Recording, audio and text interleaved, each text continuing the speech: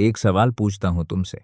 अगर तुम किसी बंद जगह में हो और वहां एक अजनबी खड़ा है जो बस तुम्हें देखता रहे, बिना कुछ बोले, बिना हिले, सिर्फ देखता रहे, तो डर लगेगा? ज्यादातर लोग कहेंगे हाँ, लेकिन असली सवाल ये नहीं है। असली सवाल ये है, अगर तुम उस बंद जगह से बाहर ही नहीं निकल सकते, तो क्या करोगे? यही है मार्टिन की कहानी। और आज हम समझेंगे विलियम स्लीटर की कहानी, द एलिवेटर। एक ऐसी कहानी जो सिर्फ डरावनी नहीं है, बल्कि इसके अंदर एक गहरा सच छुपा है जो तुम्हारी जिंदगी से सीधे जुड़ता है। लेकिन रुको, पहले एक बात बताओ, क्या तुमने कभी किसी को अपना डर बताया और उसने कहा, अरे कुछ नहीं होता, बच्चों जैसी बातें मत करो? अगर हाँ, तो ये कहानी तुम्हारे लिए है। तो शुरू करते हैं। मार्टिन एक 12 साल का लड़का है। वो अपने पिता के साथ एक पुरानी ऊंची इमारत में शिफ्ट हुआ है। इमारत पुरानी है, थोड़ी अंधेरी है, और उस इमारत में एक लिफ्ट है।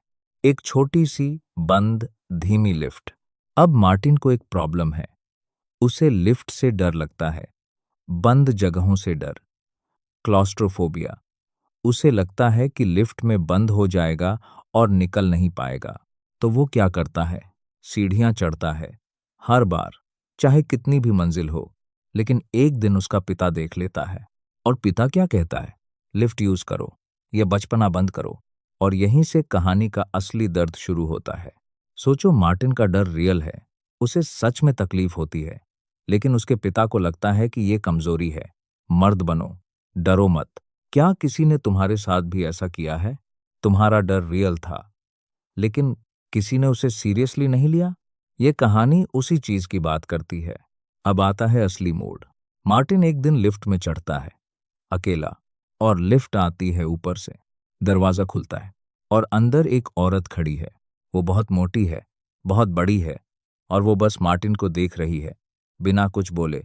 मार्टिन अंदर जाता है, दरवाजा बंद होता है, और वो औरत बस देखती रहती है।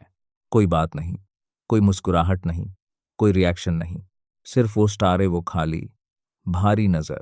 मार्टिन घबरा जाता है। लिफ्ट रुकती है, वो बाहर निकलता है, लेकिन उसके मन में एक सवाल रह जाता है, वो औरत कौन है? और यहाँ स्लीटर कुछ बहुत जरूरी करते हैं।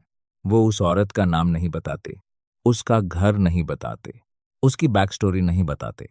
क्यों? क्योंकि जो चीज हमें नहीं पता वो हमें सबसे ज्यादा डराती है। सोचो, एक हॉरर मूवी में जब तक मॉन्स्टर नहीं दिखता, डर सबसे ज्यादा होता है। जैसे ही दिख जाए, डर थोड़ा कम हो जाता है। स्लीटर वो मॉन्स्टर कभी नहीं दिखाते। वो औरत एक सिंबल है। वो हर उस चीज का सिंबल है जो तुम्हें डराती है, लेकिन तुम एक्सप्लेन नहीं कर सकते। अब अगली बार मार्टिन फिर लिफ्ट में जाता है, और वो औरत फिर वहां है। इस बार वो थोड़ा मुस्कुराती है, लेकिन उस मुस्कुराहट में कुछ गलत है, कुछ ऑफ है। क्या तुमने कभी किसी की मुस्कुराहट देखी हो जो कंफर्टेबल नहीं लगती, जो फ्रेंडली नहीं लगती, जो बस गलत लगती है? मार्टिन को ऐसा ही लगता है। और हर बार जब वो लिफ्ट यूज करता है, वो औरत वहां होती है, हर बार, जैसे उसका इंतजार कर रही हो। अब सोचो, मार्टिन के पास क्या ऑप्शंस हैं? पिता से कहे, पिता पहले ही डिसमिस कर चुके हैं। स्टेयर्स यूज करे, पिता ने मना किया है। किसी और से कहे, कोई नहीं है। वो कंप्लीटली अकेला है। और यही है इस कहानी का सबसे गहरा थीम, फियर और पावरलेसनेस, डर और बेबसी। जब तुम डरे हो और तुम्हारे पास कोई रास्ता नहीं, तो वो डर दोगुना हो जाता है। मार्टिन की तकलीफ सिर्फ उस औरत से नहीं है, उसकी तकलीफ इस बात से है कि कोई उसे सुन नहीं रहा। और फिर आता है वो पल। मार्टिन डिसाइड करता है, बस आज मैं डरूंगा नहीं, आज मैं लिफ्ट यूज करूंगा। और अगर वो औरत मिली तो मिली। वो ऊपर जाता है, सीढ़ियों से नहीं, लिफ्ट से। बटन दबाता है, लिफ्ट आती है, दरवाजा खुलता है, और वो औरत अंदर है। इस बार वो मुस्कुरा रही है। दरवाजा बंद होता है, कहानी खत्म। रुको, कहानी यहीं खत्म होती है?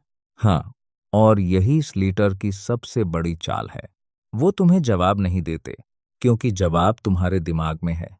तुम्हारा दिमाग खुद डिसाइड करेगा कि आगे क्या हुआ। और जो तुम्हारा दिमाग सोचेगा, वो तुम्हारे अपने डर से बनेगा। इसीलिए ये एंडिंग इतनी पावरफुल है। ओपन एंडिंग वो लिटरेरी डिवाइस है जो रीडर को स्टोरी का हिस्सा बना देता है।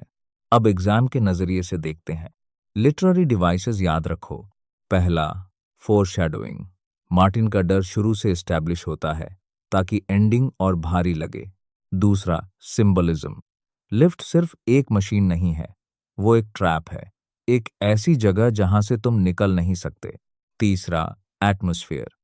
पुरानी इमारत, धीमी लिफ्ट, अंधेरा, ये सब मिलकर एक सफोकेटिंग माहौल बनाते हैं। चौथा, आयरनी। मार्टिन जिस दिन अपना डर जीतने की कोशिश करता है, उसी दिन सबसे बड़ा खतरा उसके सामने होता है। पांचवा, ओपन एंडिंग। कहानी का कोई रेजोल्यूशन नहीं, रीडर खुद डिसाइड करता है। अगर एग्जाम में पूछा जाए मार्टिन का कैरेक्टर स्केच लिखो, तो याद रखो मार्टिन सेंसिटिव है। वो अपनी फीलिंग्स को समझता है, लेकिन वो हेल्पलेस है क्योंकि कोई उसे सुनता नहीं। और अल्टीमेटली वो ब्रेव होने की कोशिश करता है, लेकिन उसकी ब्रेवरी उसे और खतरे में डाल देती है। यही उसकी ट्रेजेडी है। अगर पूछा जाए फादर का रोल क्या है, तो कहो फादर उन लोगों का सिंबल है जो बच्चों की रियल फीलिंग्स को डिसमिस करते हैं।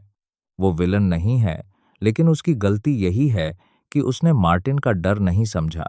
अब एक आखिरी बात, इस कहानी का सबसे बड़ा सच ये है, डर तब और बड़ा हो जाता है जब कोई सुनने वाला नहीं होता।